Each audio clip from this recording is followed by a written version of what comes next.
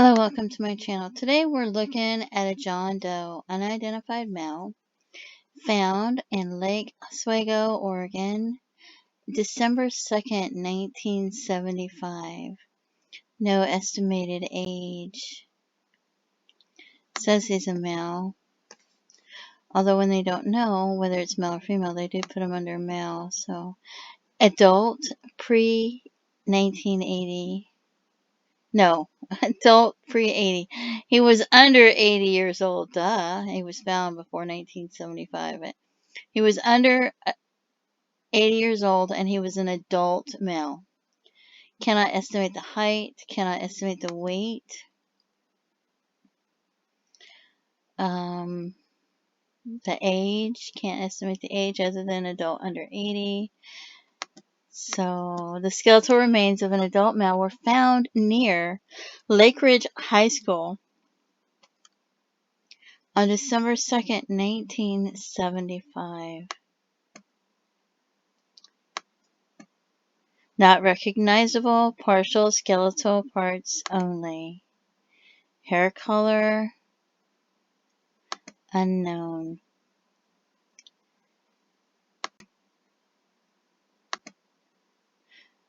So, eye color, unknown, of course. No images or documents. There's the contact number for Clackamas County Medical Examiner's Office. If you have any information, you can also probably contact the police department.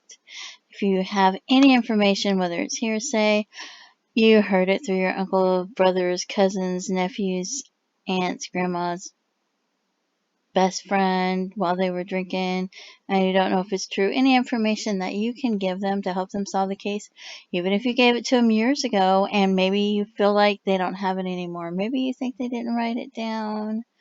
Maybe you think it got lost over investigator after investigator with all the different ways they store the information. Maybe you were afraid to give them the information years ago, but any information that you think might be useful or you're not sure if it'll be useful, you should give them any information you have about the case so that they have it. And we're going to go through the John Doe, or the missing. We're going through the missing, not the John Does. We're going through the missing males that they haven't found. So, and I didn't put them in order from nearest to furthest. I didn't go through the Trolley Project. I didn't go through the Doe Network. I just did a nameless case search for men who went missing before December 2nd, 1975. And that's what we got. We have Richard Dean Evans, went missing February 21st, 1975 from Lincoln City, Oregon, 21 years old. And I guess the height and the weight don't matter. The distance might matter, but the high school was mentioned. So he was missing with his brother, Gregory Evans. So there was two of them since February 21st, 1975. Richard, who lived in Lincoln City, had asked Gregory to help him move back to Kennewick, Washington. The two were reported missing after they failed to show in Kennewick. According to family, Richard was to appear for a job interview and Greg was to return to Kennewick High School. The vehicle was located a few days later on the roadside bluff overlooking the Pacific Ocean south of Lincoln City. Searchers of the area found no sign of the brothers. So, and then we have his brother, who's only 15 years old, who went missing with him. So, and it has the same information. We also have Randolph Robert Ham, who was 25 years old, who went missing January 14th, 1975. There's some images of him. And he went missing from Klamath Falls, Oregon. His last known location was near Idela's store on the corner of South 6th Street and Wired Street. So, and who else is missing? Brian Joseph Page went missing January 12th, 1975 from Portland, Oregon. He was 16 years old. Last seen January 12th after leaving a party with a friend in Salem, Oregon. He's not been seen or heard from since. The vehicle he was traveling in, a Volkswagen Bug, has also never been found. So, and then we have Charles Dar Lloyd, 67 years old. He mysteriously disappeared after last being seen leaving Banks Billiards in the small town of Banks, Oregon. He was with Robert Zima, who was age 24 at the time. They found a lot of blood indicating there was a violent struggle in his apartment, but they've never found his body. Terry Lee Rogers went missing from Bend, Oregon. Last seen Memorial Day weekend, had permission to be. He was at a campsite about a mile below Meadow Camp, southeast of Bend on the Deschutes River. His campsite was below a bluff where he had parked his pickup truck.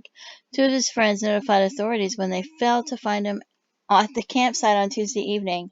His truck with a bag of groceries in it was still parked on the bluff. Down below at his campsite, his glasses were there, his wallet was there, his camping equipment, but he was gone. He was nowhere to be found. And they had a rescue unit.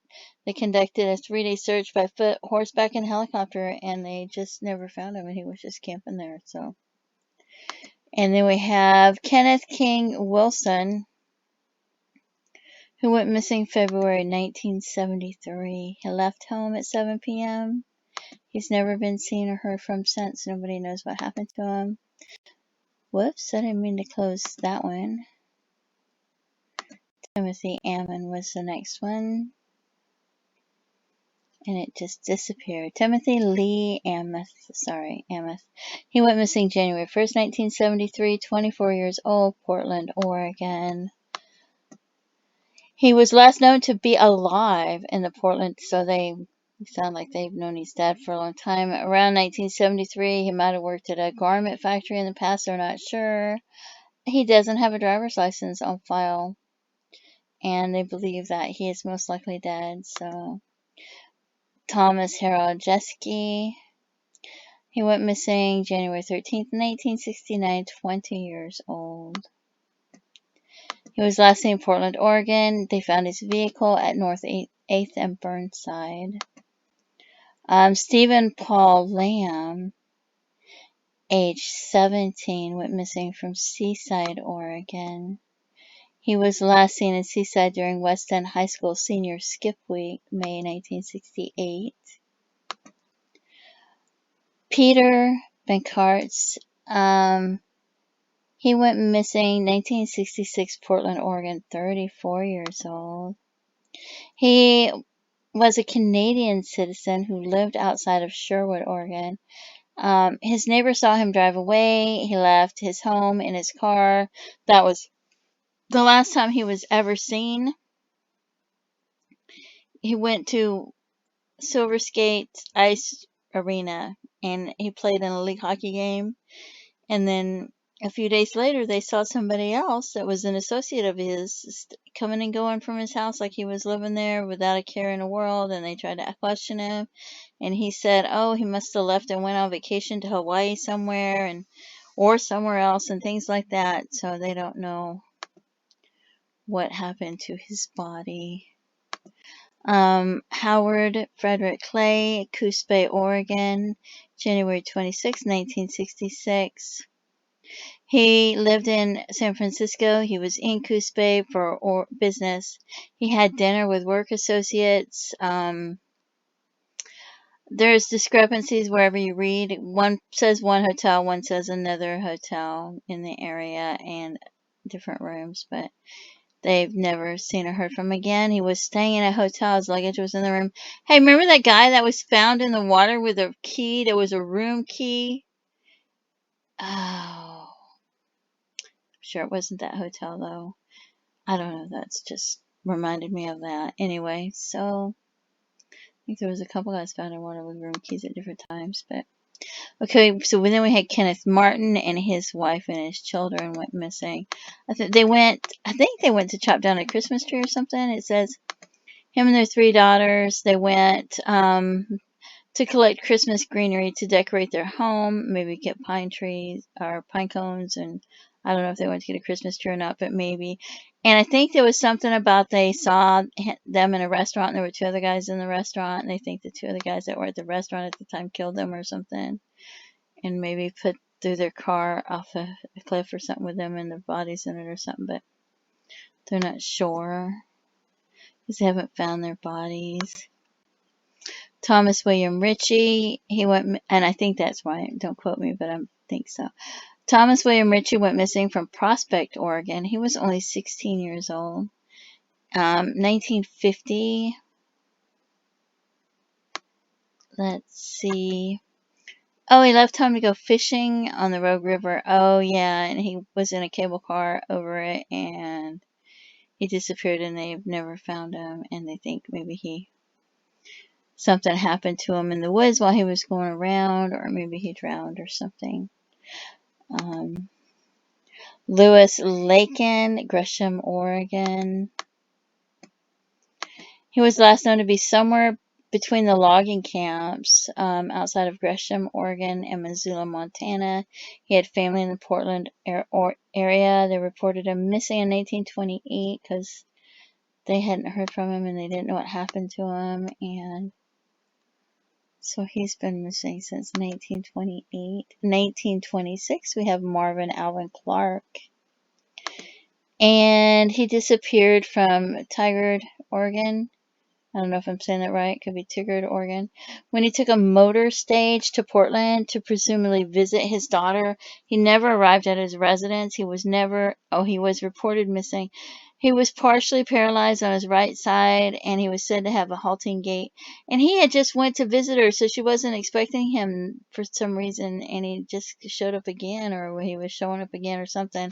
And they thought that was unusual. I think that's what I read on another one. And like I said, don't quote me on that because it's hard to remember. There's so many of them. But I think that's what I read about this one. So, and they never found him, and they don't know what happened to him. Sigmund Myers, 1920, 44 years old. They believe he's been missing since around 1920. I thought there was something else that said it was like 19 different year, like 1918 or something, but I'm not positive. I think I did another video on him as well. Anyway, if you have any information about this unidentified male, this John Doe that they found, that they don't know who it is, or any of those other cases, please contact the authorities, and their information's on the internet. Just, contact the county sheriff's department there, or maybe even your local authorities, or both. You might could email them and CC a few people. And that way you have proof that you sent them the message, and you know that they have it, and it's written down like you want it to be written down, and it's passed along. So anyway, please feel free to leave comments. Don't forget to pray for their loved ones and their families. And thank you so much for tuning in. Have a great day. Bye-bye.